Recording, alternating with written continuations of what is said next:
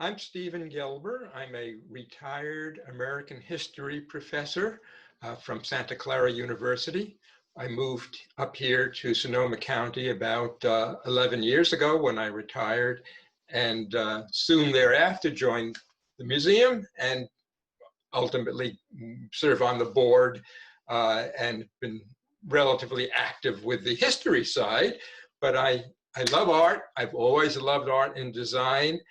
And I've been able to indulge that particular interest by becoming a woodworker. Actually, I've been a woodworker for most of my life, most of my adult life.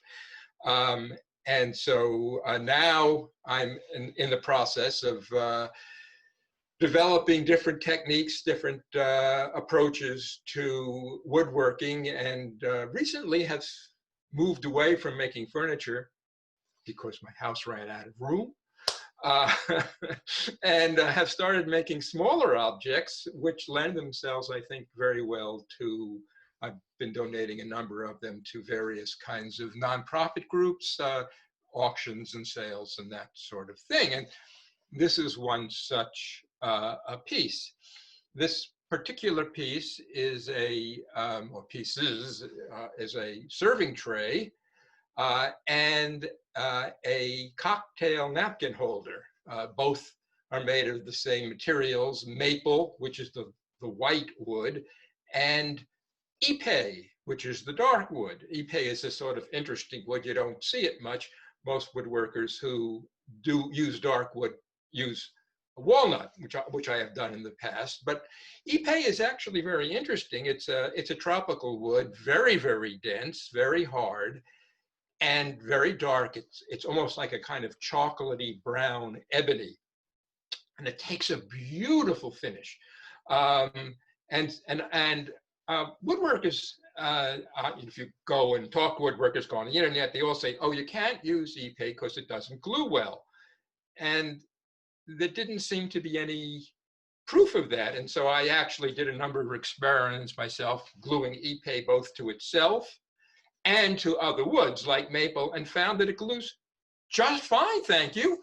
And it actually increases the contrast, the color contrast between the white and the dark. So this piece, the tray and the cocktail napkin holder, are one of my earlier designs using ipe instead of a walnut.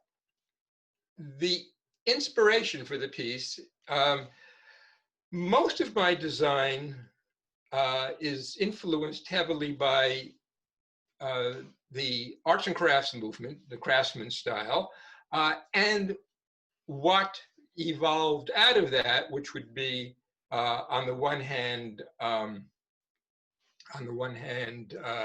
Art Deco, the highly geometric design movement of the late 20s and 30s, and what I guess we could call the constructivist movement, which was a continuation of sort of styles used by Frank Lloyd Wright, perhaps most notably, where you could see in the piece how the parts fit together. So in this tray, for example, you can see where the handles fit in. You can see how the corners are held together by little corner brackets that fit into it. And so there's a kind of, I like to think of it as a kind of aesthetic honesty. The piece expresses its structure.